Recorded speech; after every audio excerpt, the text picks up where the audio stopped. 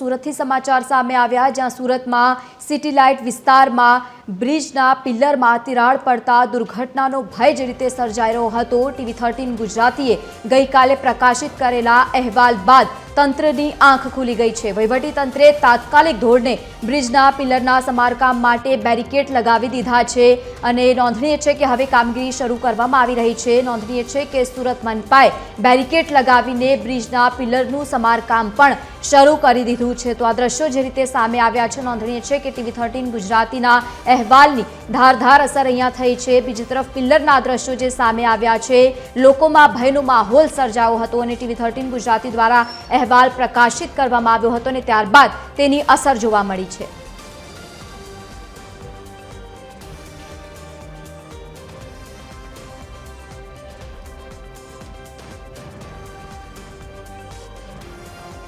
तो सूरतથી આ સમાચાર સામે આવ્યા છે। મહત્વનું છે કે સુરતમાં વધુ એકવાર બ્રિજની કામગીરીને લઈને જ્યારે સવાલો ઊભા થયા હતા અને ત્યારબાદ મીડિયા દ્વારા અહેવાલ પ્રકાશિત કરવામાં આવ્યો। નોંધનીય છે કે ટીવી 13 ગુજરાતીએ અહેવાલ પ્રકાશિત કર્યો અને ત્યારબાદ તંત્ર પણ દોડતું થયું છે।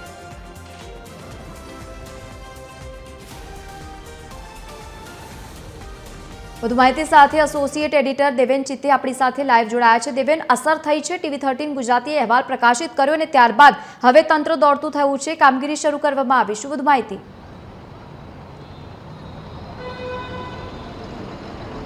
ટીવી 13 દ્વારા ગઈકાલથી સતત આના ઉપર વોચ રાખવામાં આવી રહી હતી। જ્યારે ટીવી 13 ને આ બાબતની જાણ થઈ હતી ત્યારે ઘટના સ્થળ પર આવીને જ્યારે આખો સ્થિતિનો જે ચિતાર છે તે આપવાનો પ્રયાસ કરવામાં આવ્યો હતો તેને ધ્યાનમાં લઈને કોર્પોરેશન દ્વારા જે છે કામગીરી શરૂ કરી દેવામાં આવી છે।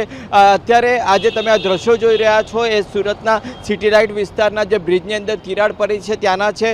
બ્રિજ સેલ દ્વારા તાત્કાલિક આપણા જો અહેવાલ પ્રસિદ્ધ કરવામાં આવ્યો હતો તેની નોંધ લેવામાં આવી છે અને લોકોને મુશ્કેલી થઈ શકે છે, લોકોના જીવનું જોખમ ઊભું થઈ શકે છે। આ તમામ બાબતની ગંભીરતાને જોયાને સતત આ સમગ્ર જે આખો અત્યારે પિલર ઉપરની જે અત્યારે સ્થિતિ છે તે આપણે બતાવવાનો પ્રયાસ કરી રહ્યા છે।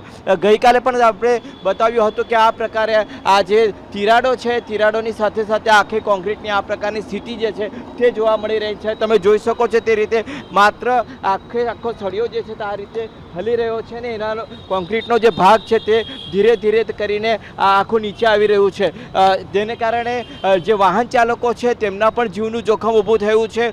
સમગ્ર પિલરની આજુબાજુનો વિસ્તાર જે છે તે અત્યારે બ્રિજ સેલ દ્વારા કોર્ડન કરી લેવામાં આવ્યો છે। નીચે સુધી જે તિરાડો છે તે દેખાઈ રહી છે અને તેના કારણે જ હવે આ જે પિલર છે એ જોખમી હોવાનું સ્પષ્ટ દેખાઈ રહ્યું છે। સીધા ઉપર સુધી જે છે તે આ તિરાડો જે છે તે દેખાઈ રહી છે, કોન્ક્રીટનો ભાગ પણ જે છે તે આપણે નજર સમક્ષ છે। અત્યારે ટીવી 13 દ્વારા ગઈકાલથી જ આના અહેવાલ સતત બતાવવામાં આવી રહ્યા હતા અને ત્યારબાદ કોર્પોરેશનની આંખો ખુલી છે અને બ્રિજ સેલ દ્વારા આ બાબતને હવે ગંભીરતાથી લેવામાં આવી છે। 55 કરોડ રૂપિયાના ખર્ચમાં તૈયાર થયેલો આ જે બ્રિજ છે તેની માત્ર 9 વર્ષની અંદર આ પ્રકારની જે સ્થિતિ દેખાઈ રહી છે તે સ્પષ્ટ બતાવે છે કે સુરતના કોર્પોરેશનના આ બ્રિજ સેલની અંદર ખૂબ મોટા પ્રમાણની અંદર ભ્રષ્ટાચાર થઈ રહ્યો છે અને આ જ ભ્રષ્ટાચાર જે છે તે આ દ્રશ્યો બતાવીને ટીવી 13 દ્વારા ઉજાગર કરવાનો પ્રયાસ કર્યો હતો। આખરે તેની ઇમ્પેક્ટ થઈ છે, અધિકારીઓની ઊંઘ ઉડી છે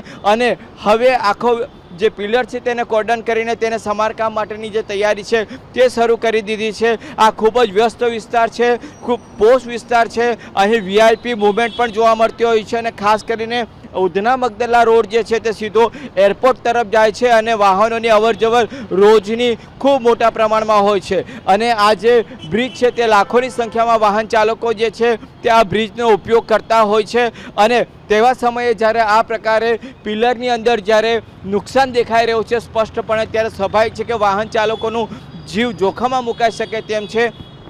આ બાબતને અત્યારે ગંભીરતાથી લેવામાં આવી છે। ટીવી 13 દ્વારા ગઈકાલે પણ આખી સમગ્ર સ્થિતિ છે તે બતાવવાનો પ્રયાસ કર્યો હતો। આજે સવારે પણ જે પ્રકારની સ્થિતિ હતી કે કોઈ પણ પ્રકારનું કામગીરી અહીં કરવામાં ન આવી હોવાની પણ આપણે સ્પષ્ટતા કરી હતી અને તે અહેવાલ જોયા બાદ આખરે જે બ્રિજ સેલ છે તેમણે આ બાબતને ગંભીરતા લીધી છે અને તાત્કાલિક ધોરણે હવે તેને રિપેરિંગ માટેની કવાયત જે છે તે શરૂ કરી દેવામાં આવી છે। પરંતુ મહત્ત્વની બાબત એ છે કે કરોડો રૂપિયાના ખર્ચે તૈયાર તૈયાર થયેલો આ બ્રિજ જેનું આયુષ્ય આપણે 20 થી 25 વર્ષ સુધી માની શકીએ છીએ, તે માત્ર 9 વર્ષની અંદર આ પ્રકારની સ્થિતિ છે. એથી પણ વધુ ગંભીર બાબત એ છે કે 9 વર્ષની અંદર આ પહેલી વખત સમારકામની કામગીરી કરવામાં આવી નથી. 7 કરોડના ખર્ચે આ બ્રિજ બન્યો છે, ત્યારથી 3 થી 4 વખત એની સમારકામની કામગીરી કરવામાં આવી છે. એટલે 55 કરોડ રૂપિયાના ખર્ચ કર્યા બાદ વધુ 7 કરોડ રૂપિયાના ખર્ચો કરવા બાદ પણ આ પ્રકારની સ્થિતિ જે છે તે અત્યારે જોવા મળી રહી છે.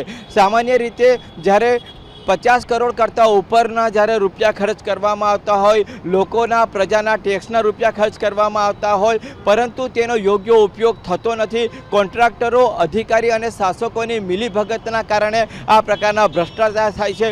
ભૂતકાળમાં પણ સુરત શહેરના અંદર એવા કેટલાક બ્રિજો હતા કે જે બન્યા બાદ તરત જ ખૂબ જ ખરાબ દશાની અંદર આપણને જોવા મળ્યા હતા. અત્યારે આ જે બ્રિજ છે, આ બ્રિજનું મટીરિયલ પરથી પણ આપણને શંકા જઈ રહી છે કે ખરેખર આ જ્યારે બન્યો હશે ત્યારે એની કેટલી ગંભીરતા રાખવામાં આવી હશે અને જ્યારે આનું ઇન્સ્પેક્શન કરવામાં આવતું હશે ત્યારે ઇન્સ્પેક્શન પણ કયા પ્રમાણે કરવામાં આવતું હશે, કયા અધિકારીઓ દ્વારા કરવામાં આવતું હશે, તે એક મોટો પ્રશ્ન છે. કારણ કે જ્યારે અત્યારે થોડા દિવસ પહેલાં જ્યારે ગુજરાતની અંદર જે મોટી બ્રિજ દુર્ઘટના બની હતી, તે દુર્ઘટના બાદ શહેરના તમામ જે બ્રિજ છે તેમનું ઇન્સ્પેક્શન પણ કરવામાં આવ્યું હતું અને ત્યારે આ તમામ બ્રિજ જે છે તેમને ક્લીન ચીટ આપી દેવામાં આવી હતી. પરંતુ અત્યારે આ જે દ્રશ્યો આપણે જોઈ રહ્યા છે તેના પરથી એવું થાય છે કે ઇન્સ્પેક્શનની જે કામગીરી કરવામાં આવી હતી તે પણ યોગ્ય કરવામાં ન આવ્યું હોય એવું સ્પષ્ટ જણાઈ રહ્યું છે અને તેના કારણે જ આ પ્રકારના દ્રશ્યો જે છે તે સામે આવી રહ્યા છે. સ્થાનિક લોકોમાં પણ આ બાબતે ખૂબ જ રોષ છે.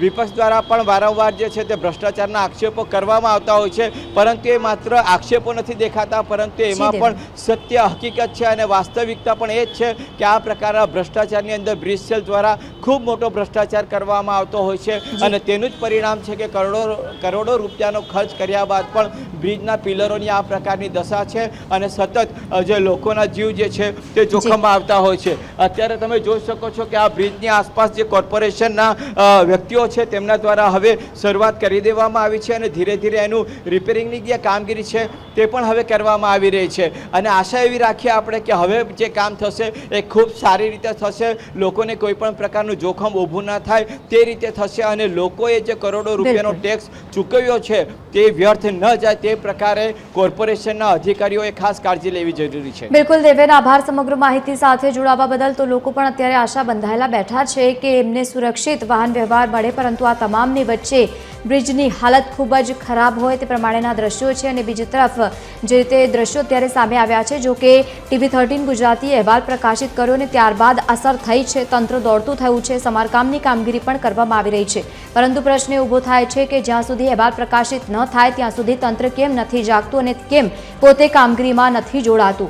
પરંતુ અત્યારે અહેવાલ પ્રકાશિત થઈ ગયા બાદ હવે કામગીરી શરૂ કરવામાં આવી છે. બે અલગ અલગ દ્રશ્યો આપ TV સ્ક્રીન પર જુઓ, જ્યાં પહેલાના દ્રશ્યો સામે આવ્યા છે જ્યાં સમારકામની જરૂર એ સ્પષ્ટપણે દેખાતી હતી પરંતુ ધ્યાન ન ગયું તંત્રનું, અને બીજી તરફના દ્રશ્યો જ્યારે TV 13 ગુજરાતી અહેવાલ પ્રકાશિત કર્યો, તંત્રનું ધ્યાન દોર્યું અને ત્યારબાદ સમારકામની કામગીરી શરૂ કરવામાં આવી.